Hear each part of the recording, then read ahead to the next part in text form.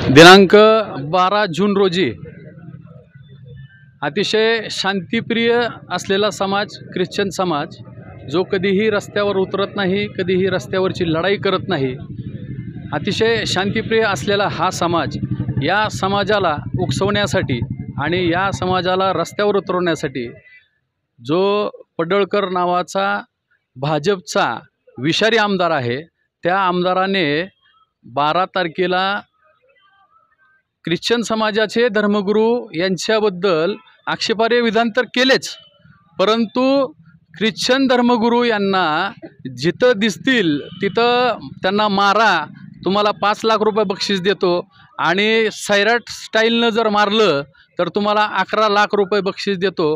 म्हणजे हा आमदार, हा हरामखोर आमदार जाहीररित्या एका समाजाच्या धर्मगुरूला मारण्याची सुपारी देतोय।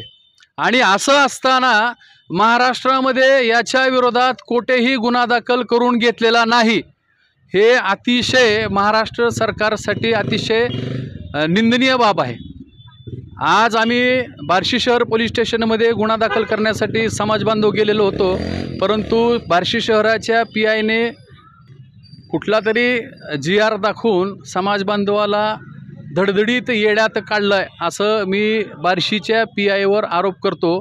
कारण घटना कुठेही घडलेली असेल तरी आमच्या धार्मिक भावना या बार्शी शहरामध्ये दुखावल्या आहेत, त्याबद्दल बार्शी शहर पोलीस स्टेशनचे अधिकारी जे आहेत कुकडे साहेब यांचा गुन्हा दाखल करून घेतला पाहिजे। इथून पुढं असे वक्तव्य करून आणि असं वक्तव्य केल्यानंतर एखाद्या धर्मगुरूला जर कोणी मारहाण केली किंवा एखाद्या धर्मगुरूवर मी ईश्वरचरणी प्रार्थना करतो की असं काही होऊ नये, परंतु जर काय झालं तर या सर्वस्वी महाराष्ट्राचे मुख्यमंत्री देवेंद्र फडणवीस हे जबाबदार राहतील।